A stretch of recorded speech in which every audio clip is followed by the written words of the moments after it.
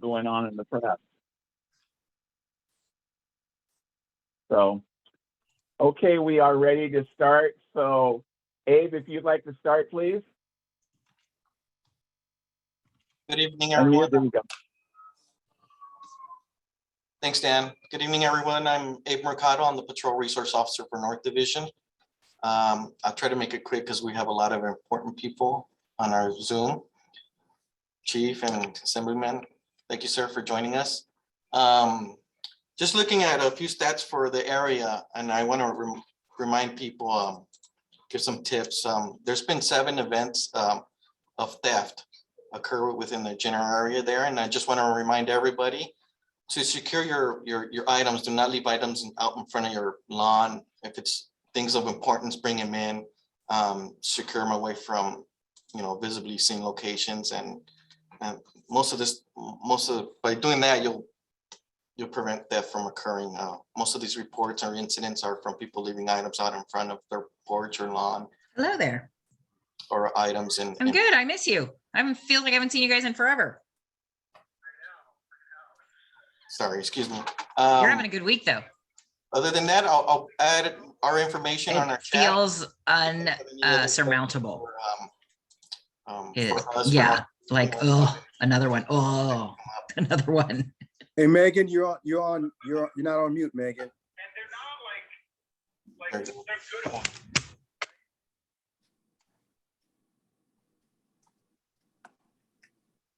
Just to reiterate, I'll add our North Division contact information for you guys. If you guys have any questions, obviously feel free to contact us at any time or email us if you have any questions. All right. With that, I'll pass it back to Dan.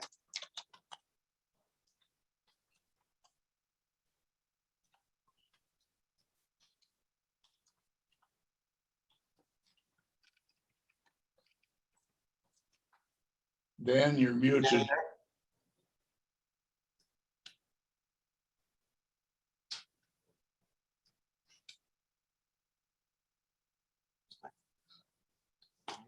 I don't think Dan. He's muted. No, Dan has his mic open, unless he walked away. Dan, are you there?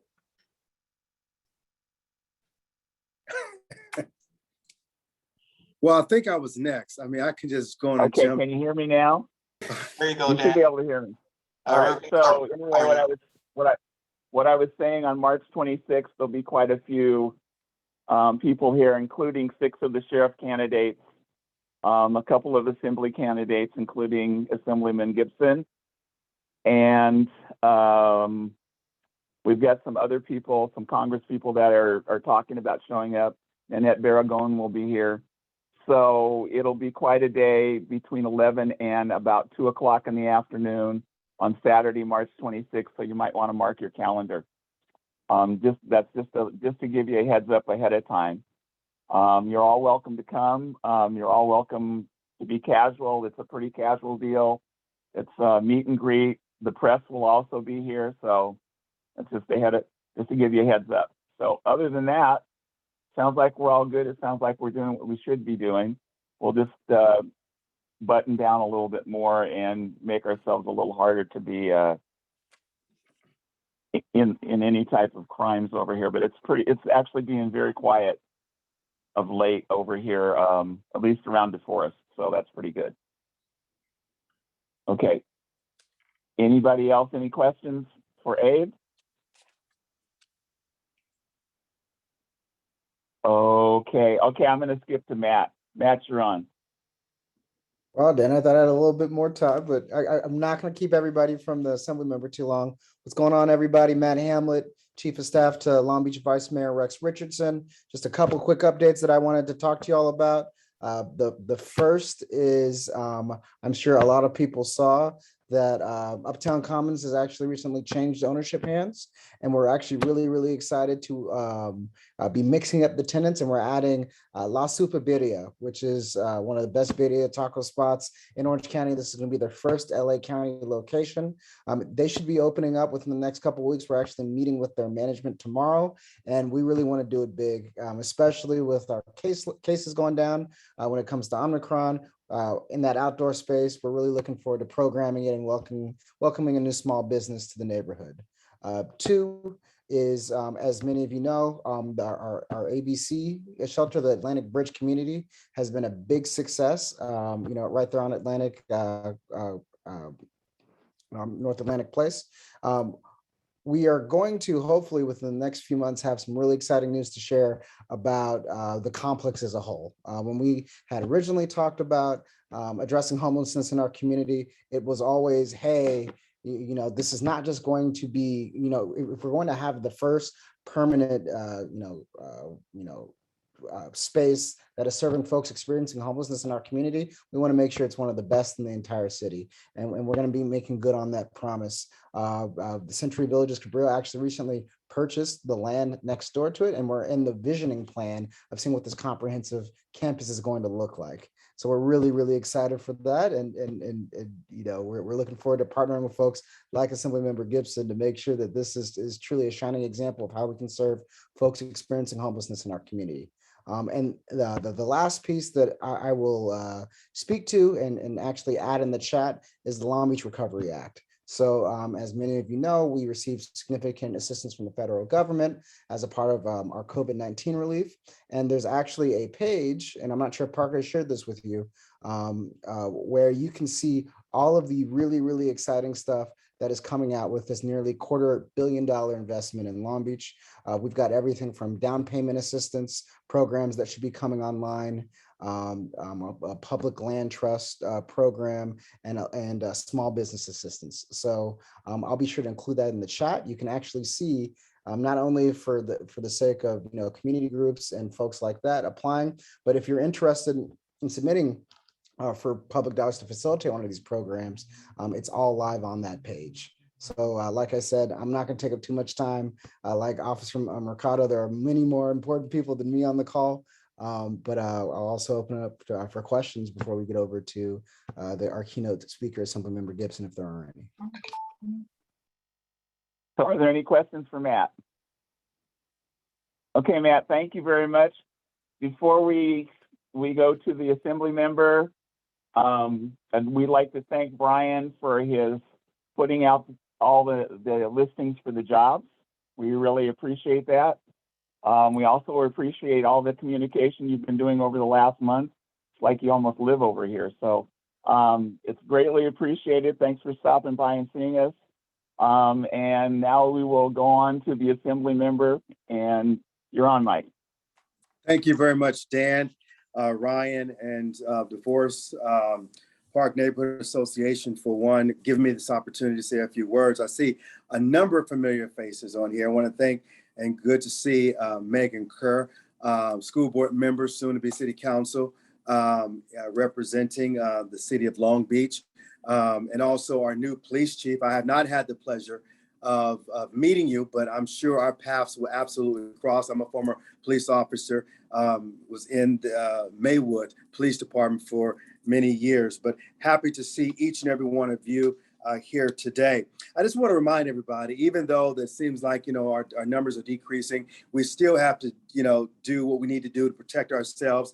I'm still wearing masks no matter what the governor says. I'm going to still protect myself and make sure that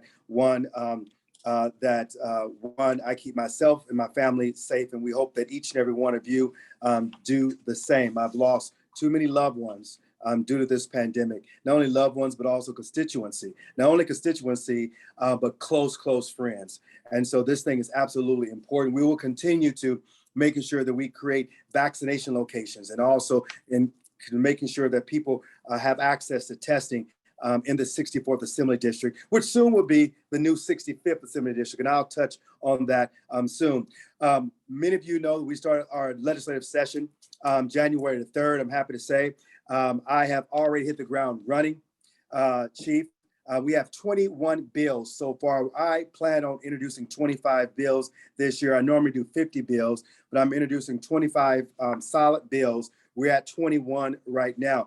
Everywhere from public safety, small businesses, things dealing with the family, trying to reunite siblings who have been separated because they have been adopted or in the foster care system. Also, focusing on foster youth. I'll always do that. I rewrote the Foster Youth Bill of Rights in the state of California that hadn't been written from the time that it was actually introduced in the state of California almost 40 years ago. Also, we'll continue to provide resources to fight this pandemic, and also resources around mental health. We realize that people are suffering in silence. We realize that people are traumatized in a number of different ways, and we need to have resources readily available for those individuals so that they can get the help that they need. Real quickly, my public safety bill. Please, Chief may cringe on this, but it's okay. We'll talk about it in the by and by. I'm carrying a bill dealing with bifurcating the county coroner's office from the police department and sheriffs. LA County took the courageous steps of bifurcating the coroner's office from the sheriff's department, which means that the sheriff used to oversee the coroner's office. So now that's been separated by an action by the Board of Supervisors. We want to do this throughout the entire state of California. We want to make sure that we have the coroner is just transparent and also accountable to no one but themselves, to doing their own work, to making sure that when they do forensic studies, when they do autopsies, that they are and releasing the results, that they're doing it in an uncompromising way.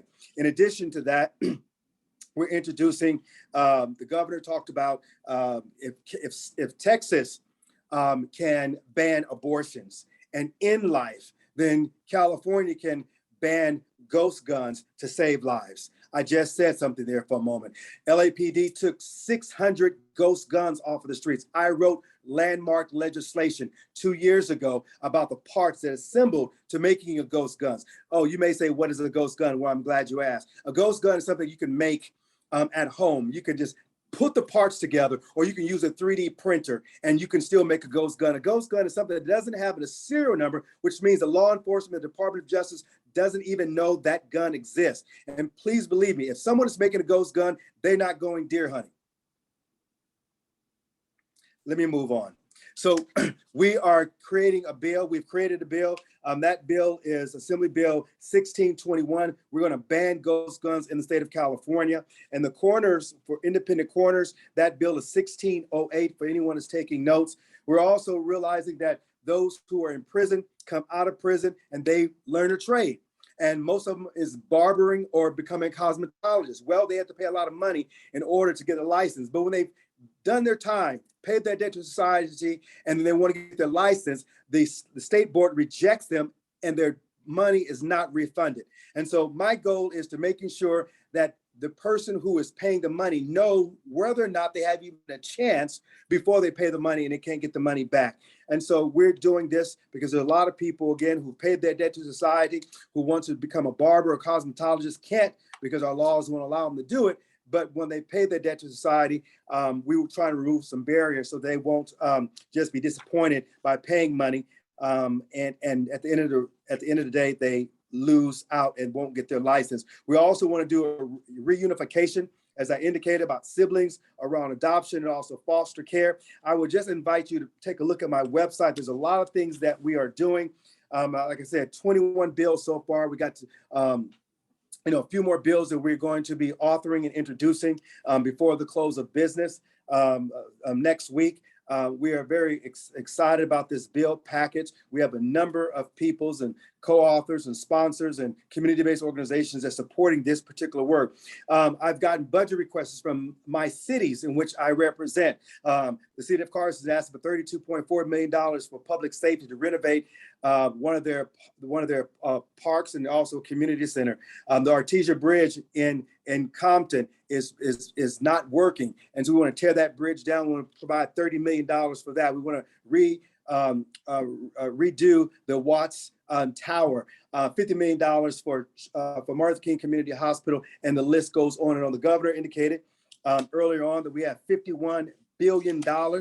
And so it's our goal is to making sure that every city that I represent get a piece of the pie. And we're going to do that work. We're going to build a brand new $400 million training center in Wilmington. One, so that we can train people, so we can put them to work in our ports and making sure that we continue to keep up with our ports, with our goods moving in and throughout the ports of Los Angeles, and hopefully and certainly the port of Long Beach as well. My office still stands ready to continue to do the heavy lifting for people who need EDD services. You need someone to, one, to step in the gap and also fight with EDD, making sure you get your benefits. And so we take about over 1,000 calls a week on people who just need their EDD benefits. And we've been doing that work since the height of the pandemic, and we'll continue to do that. So if you know anyone that needs state services, I would just invite them or you to look at my website. Brian, who works on my team, is going to put that information in the chat so that people can follow the work that we're doing. And Dan, I want to thank you for your great leadership. I want to thank this great association for all that you do day in and day out, for being the eyes and ears in our community. And I just want to say thank you very, very much. And please don't hesitate to reach out to me if there's anything that I can do. Around redistricting, I'll close on this note. Many of you know that we went through a redistricting that takes place once every 10 years. And so I have a greater line share of North Long Beach. Not only covers the 9th, but also the 8th district, some of the 8th district as well. And I'm excited about that work because my church is in North Long Beach, and I have family members, as you all know, that D'Angelo is my cousin.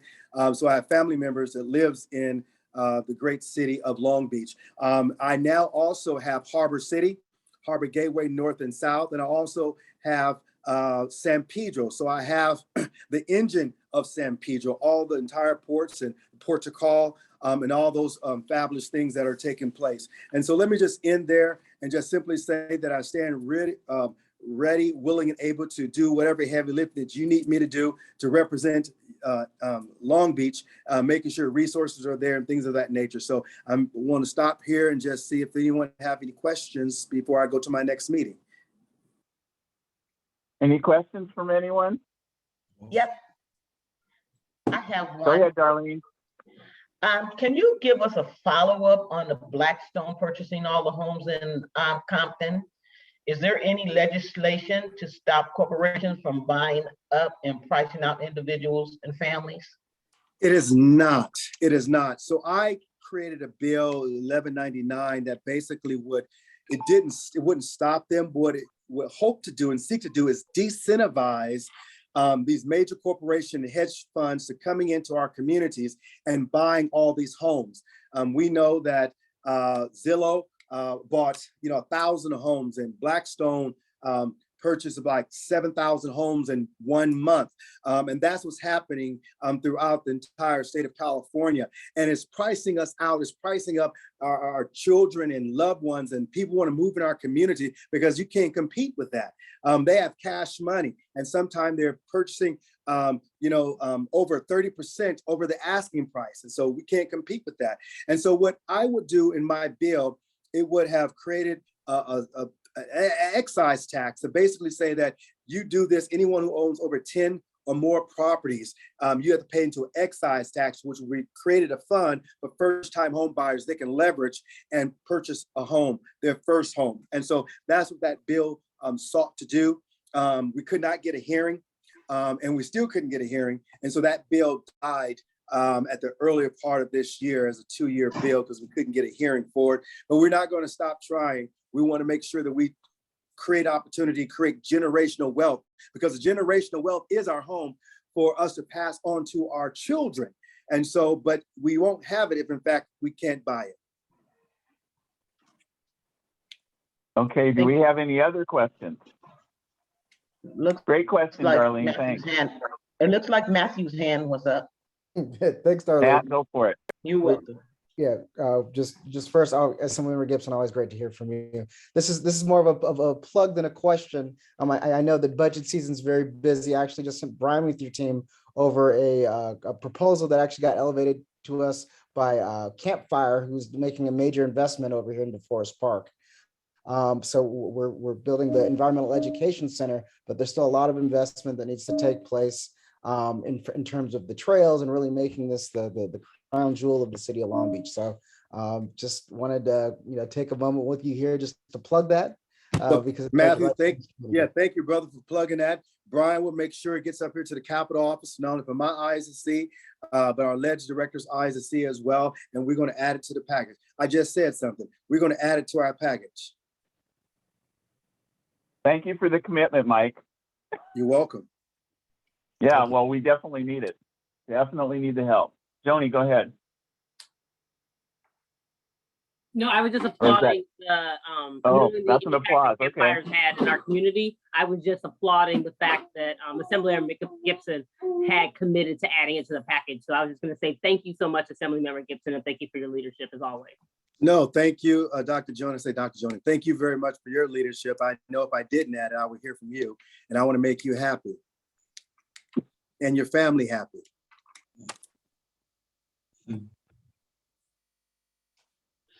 Okay, any other questions? Okay, without further ado, we will move on to, well, one other thing. Brian, you leaving or you staying? I'm sorry, I'm saying bye to Mr. Gibson. Okay. Could we have just a little snippet from our commander? I haven't talked to her in several months other than emailing her. And that actually works pretty good. You email her and it all of a sudden disappears. So that's great.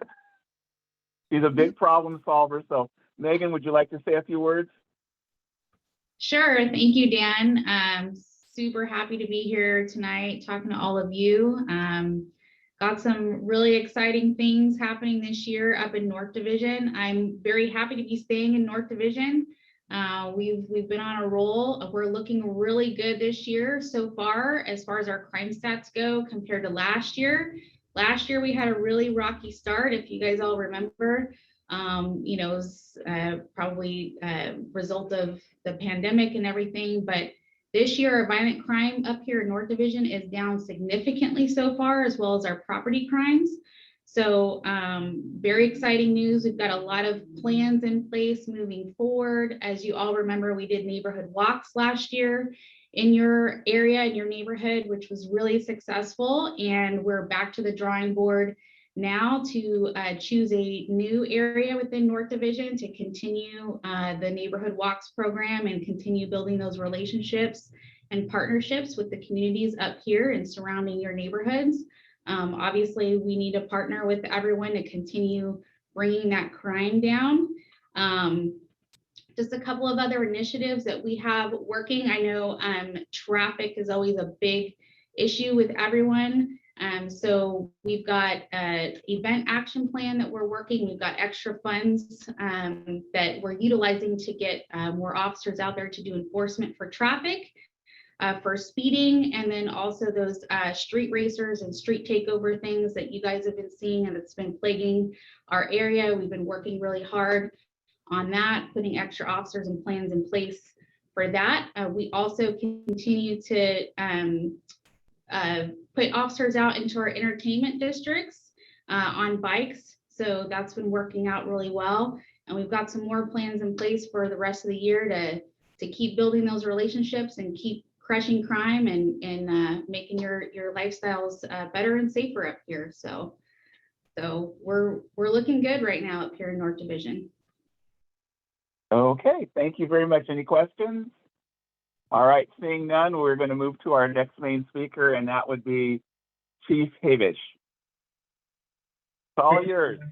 Thank you. I appreciate it, and I appreciate you inviting me to this meeting. And you're right, Megan is great, and so is Abe. So it's great to see the team, the North team, up here on the call, and many people that I do know. Matt, nice to see you. Joni and I met about a week ago.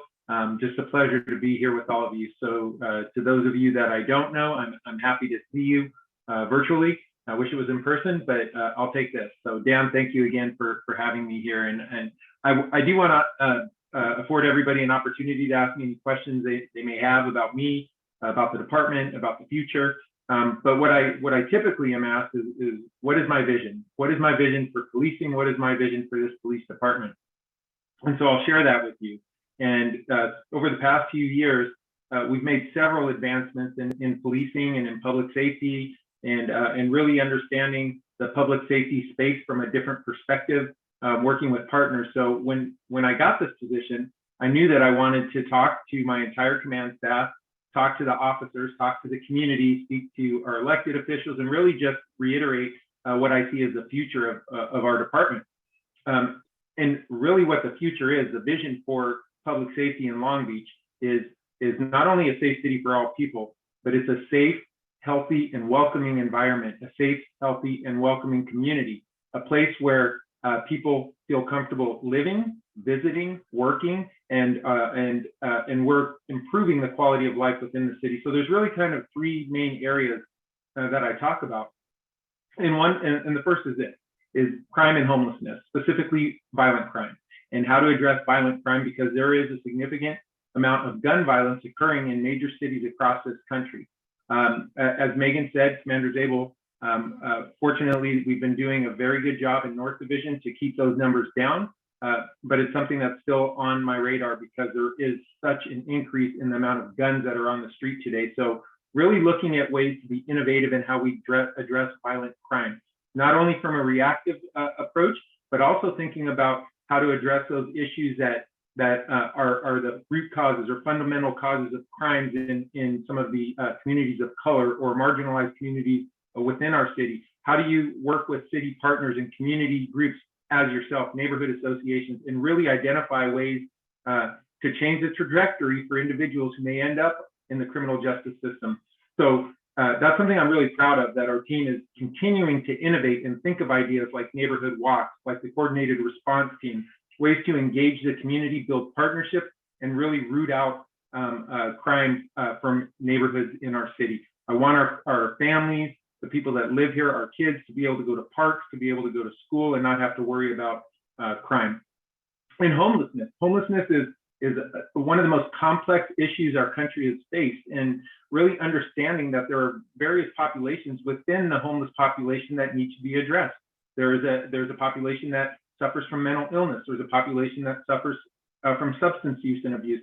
And there's also a population that is involved in crime. And so really understanding the dynamics of that and focusing on the intersection between crime and homelessness, and then being able to separate a compassionate approach like our quality of life officers use to provide services and try to get housing for individuals, working with our health department, working with Public Works, working with some of our city teams to really address the issues surrounding homelessness. So that was a long first bucket, but that's kind of the first area that I talked about in terms of my vision. The second is this, health and wellness. And when I talk about health and wellness, I'm talking about employee wellness and community wellness. And that means investing in things like counseling and peer support and trauma-informed care within our community, being open to explaining when we're out on a critical incident, to invest in things like peer support programs, which we're doing now, really understanding that today's police officer doesn't face the same stigma that we faced 25 or 30 years ago in terms of addressing stress and understanding trauma inherent to this job. And we've really come a long way in recognizing that. And why that's important is because I believe there's a connection between community health or community wellness and employee wellness. And I think if we can really understand as supervisors and as leaders within the public safety space, that the ability and have the ability to recognize when somebody needs help, we can prevent things from having negative things from happening. What I mean by that is that if I give our supervisors training in emotional intelligence, in empathy, and critical thinking, and ways to really understand the trauma that many, and I'm not just talking about sworn officers, the trauma is there's residual trauma that our professional staff feels, that the neighborhoods that may witness or that are witnesses or victims of violent crime or see critical incidents may feel, that it's important to understand that trauma can manifest itself in a variety of ways. And unfortunately, in our department, we've seen several things happen, tragic events up to suicide and self-medicating, and just there's a variety of issues. So really understanding and investing in employee health and wellness and community care, trauma-informed care, having our TIP program, our trauma-informed program, where we have volunteers come out to critical incidents and talk to witnesses and neighborhood residents in the neighborhood, to victims of crime, to really help them cope with some of the issues that arise from witnessing crime or being impacted by crime. So that's the second area.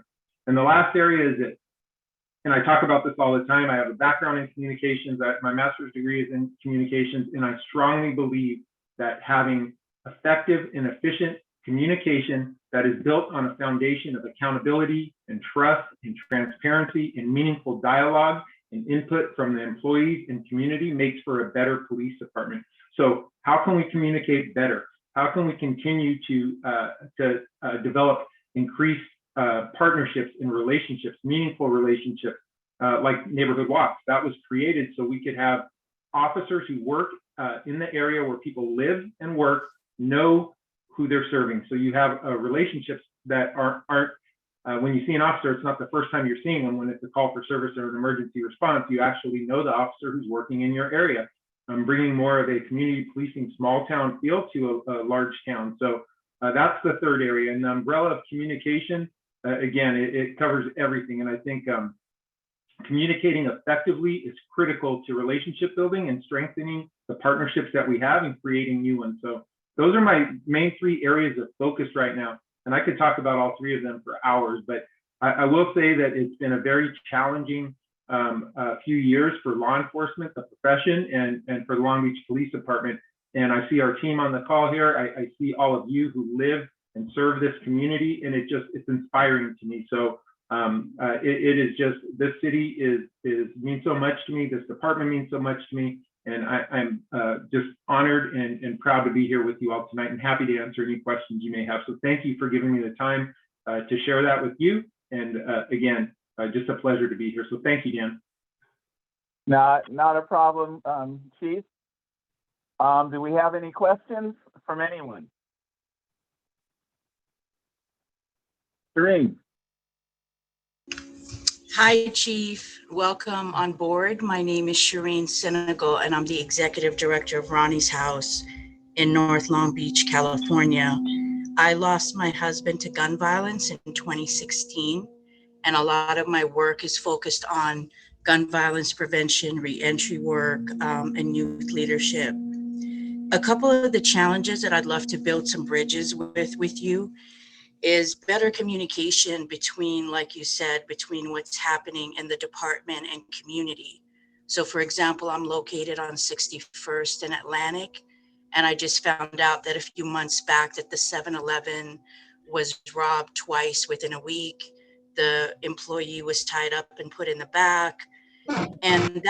And that concerns me that we were not made aware of that, because then we can work with you as a department and work with our local businesses to protect themselves, to give them warnings, to work together as a community, which we're more than willing to do.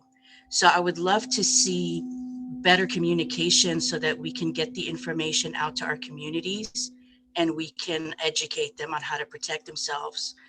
The second thing is gun violence and actually, working in this area makes a lot of people uncomfortable, some of which are on the call now, to be honest with you, that have not been supportive to us as an agency fighting for gun violence, because some of the districts and some of the political leaders feel that it's a reflection of them.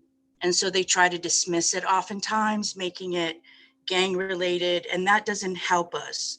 So what I would love to see is communities and law enforcement and businesses working together to realize that this is a collective issue. So we have to come up with collective solutions. And it's not about our communities, because it really is keeping us from doing the work. And so I would love to, we definitely will reach out and set up a meeting with you. It's an area that's really important. In whatever way that we can serve you as community leaders and businesses, we would love to build that bridge with you. So I really appreciate your time and your passion for the work. Thank you. Thank you. And what you're describing is exactly right. It's public safety through partnerships, and true public safety is developed through partnerships. You're talking about community policing.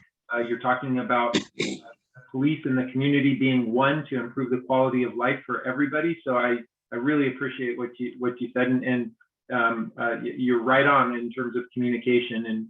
And we're really making a effort to try to improve our communication machine within the department. We have some exciting things that I can't announce yet, but some exciting things on the way in terms of communication strategy and leveraging technology to better communicate with businesses and residents. And I'm really excited about it. And I think our community will be excited about it as well. So thank you for sharing that, Sharon. Do we have any other questions? Okay, seeing none. Oh, this is Mrs. Joni. I had a question.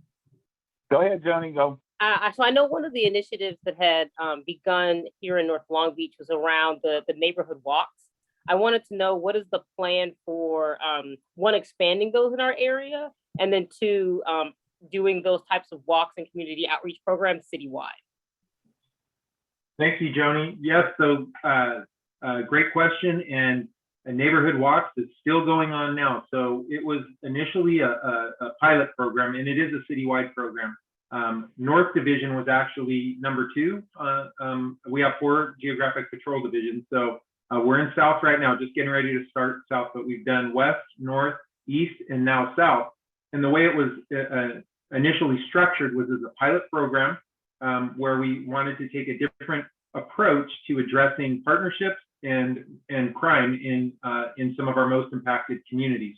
And that's how the initial pilot program worked. So we started in the Washington Middle School area in West Division, obviously in this area in North Division, and then East, and then now South. And fortunately, we've received funding to continue the program. So as Commander Zabel mentioned, we're going to be back in North Division soon. And what I've asked for is an evaluation of the best areas to expand neighborhood walks. But what I want everybody to know is that although this is a program where we bring officers in to walk the neighborhoods and to meet the people that live in the neighborhoods, it's not something that I just want that program to address. I want all of our officers to find time and find ways to engage the community and build relationships. So it really is an amazing platform to do that. But what we're doing moving forward as a command staff is really trying to find ways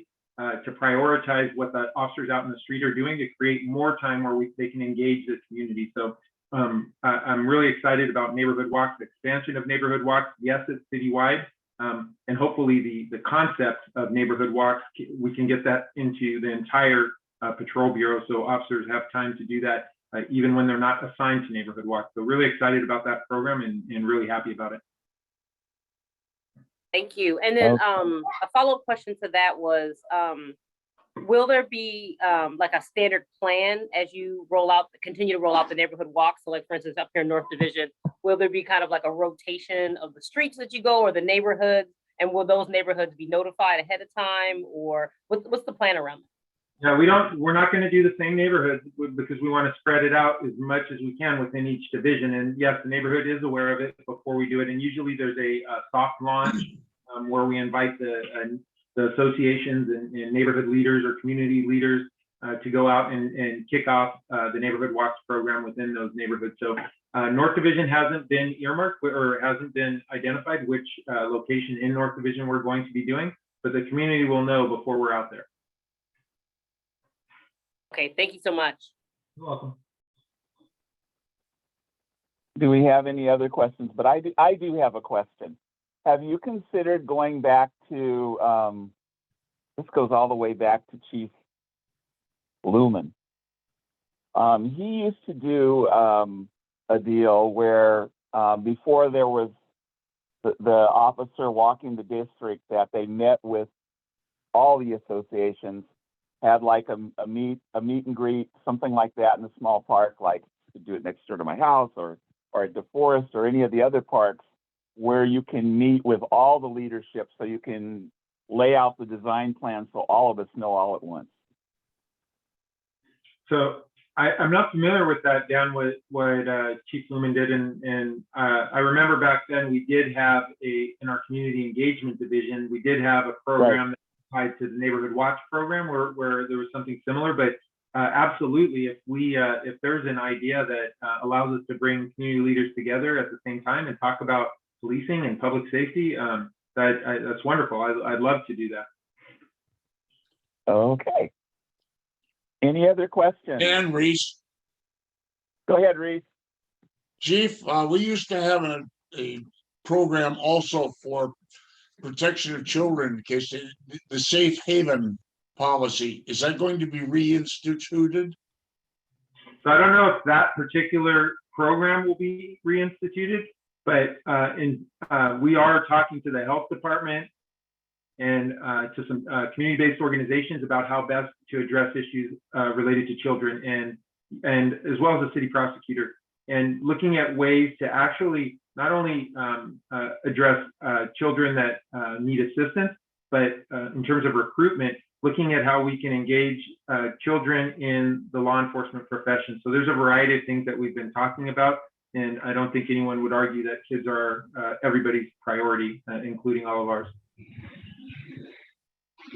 So I'm open to all of that. Okay, this question is for Brian. Brian, is there a way to get some grant funding to help with these, where the police are going from door to door and introducing themselves? It's a little cost prohibitive on our budget, but it would be nice, since Mike is doing the deal with the ghost guns and some of this other stuff. As part of that program, it would be an outreach and proactive, and it would supply the state level with the local level, putting that into effect in the neighborhoods. And it wouldn't just have to apply here. This could be the pilot program where it would reach out, and would also assist with meetings like with Shireen or any of this other stuff that goes on. So this would be actually very, very good. Is that a possibility? Yeah. If you have some time, would love to like flush it out, talk it through some more, whenever you're available, of course. But yeah, already sounds great. Okay, sounds good.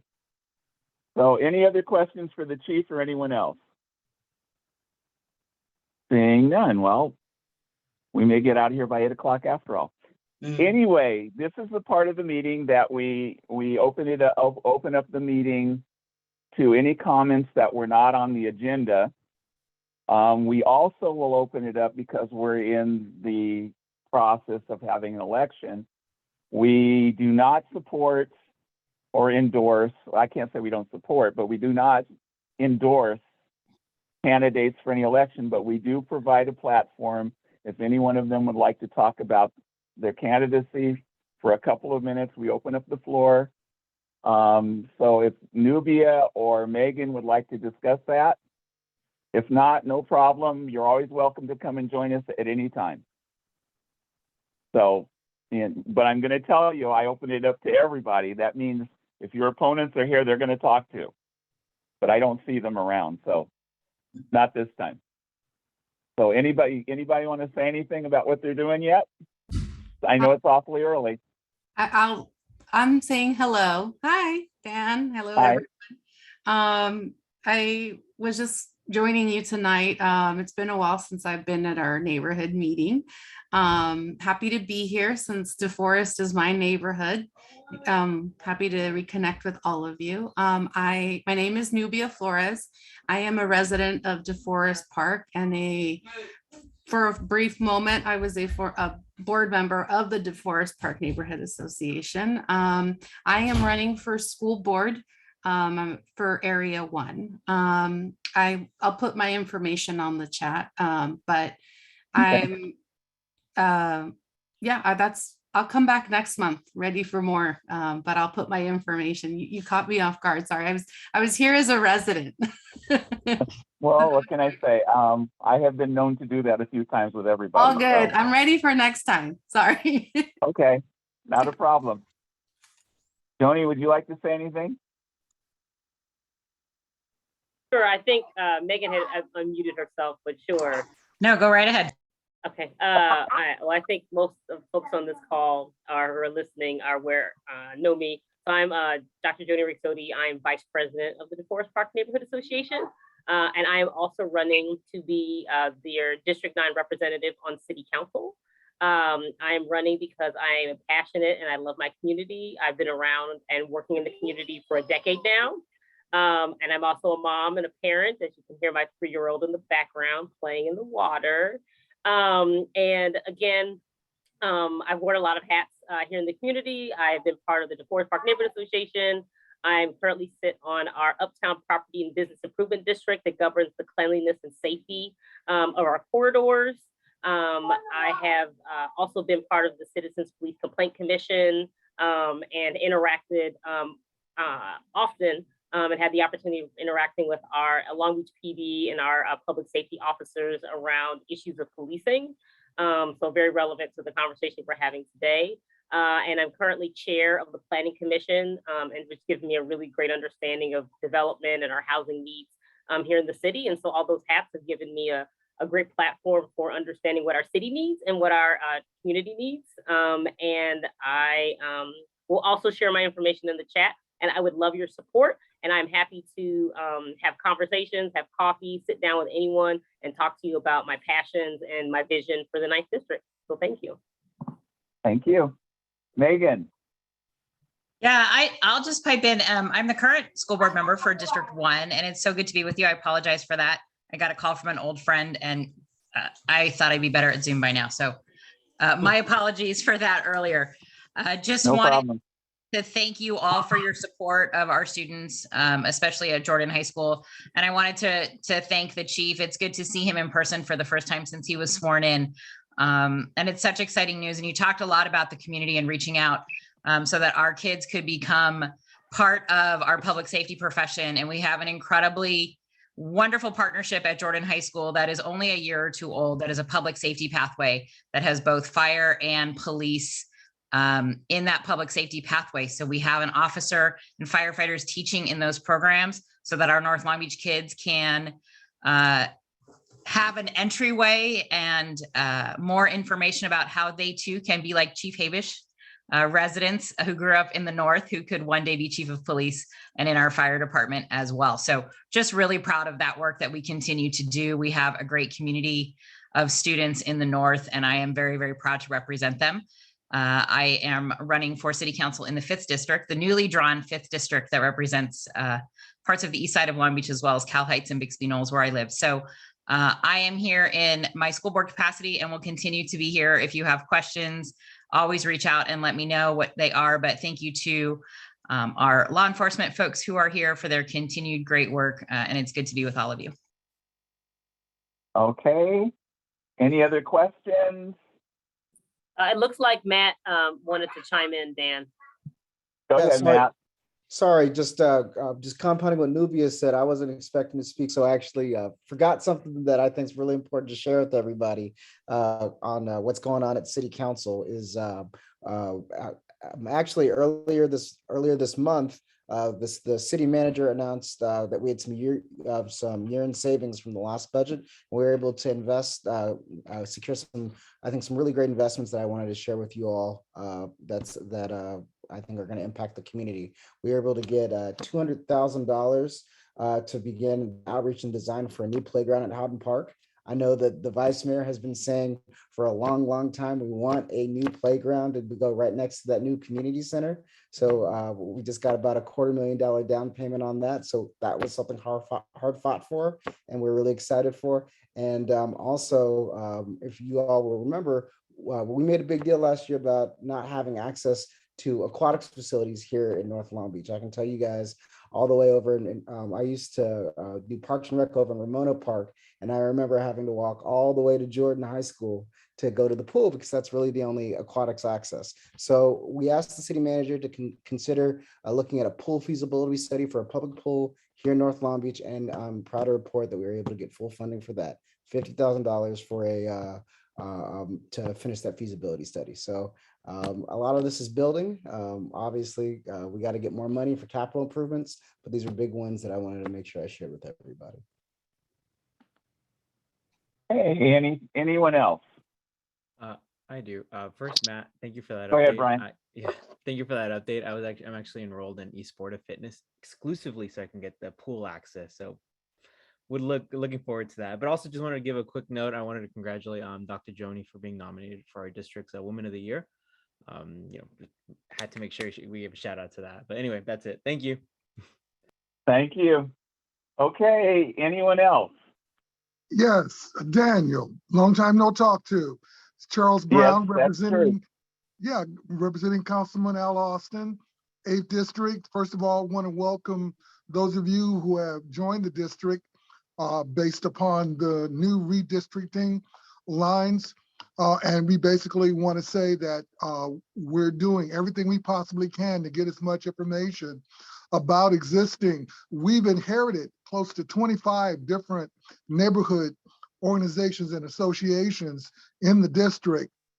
And Al wants to make sure that not only are we making contacts, but we work closely with you to address issues and concerns across the board. So thank you for allowing us to be a part of your meeting. And we hope that we can bring information to the group that does come on these meetings about what's going on. And one announcement, there's a new program that we've established called Generate Kindness. One of the events that we're having, I think it's every third Saturday at Perry Lindsay Elementary School, is a free food giveaway. This month's version is this coming Saturday, the 19th, from 12 noon until 2 p.m. We're going to continue to do that. There's going to be a culmination event in April, I think it's April the 6th, where they're going to be providing to homeless individuals a number of different articles and items that are associated with hygiene and et cetera. So again, it's important that we address some of the critical issues that we all face in this city. But again, thank you for allowing us to be a part of what's going on. That is not a problem. I know you have two new neighborhood associations up here. That would be Longwood and Coolidge.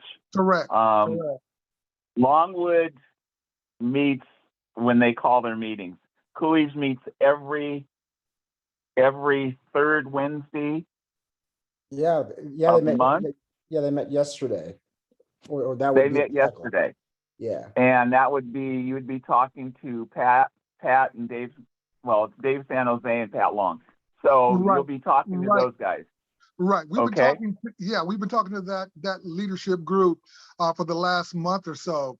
And you know what? It's exciting to know that people are willing to work towards solutions, resolutions that make sense, and that we're working together and not at counter purposes. So like I said, it's kind of exciting to be involved with that. Okay. So good. We can count on you being here every third Thursday if you want to hear what's going on. That's it. With that being said, any other questions? I will entertain a motion to adjourn. Anyone? Reese. Seconded. Okay, thank you, Reese. All those in favor? Aye. Aye. That would be us. All right. We are now adjourned right at 8 o'clock. My goodness, I'm getting good. Okay. Thank you, everyone. Thanks, everybody. Thank you. We'll see you all.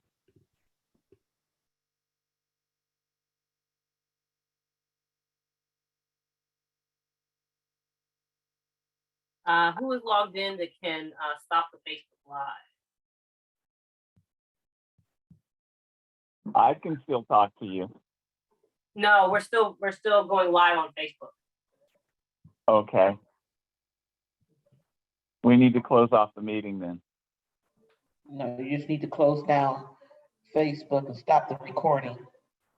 I'm not logged in, so you want to just go ahead and close the meeting? I think everybody leave the meeting. Everybody just can leave. Yeah, everybody just leave. All right. Everybody's gone except for us. Okay. Have a good night. Good night. Good night.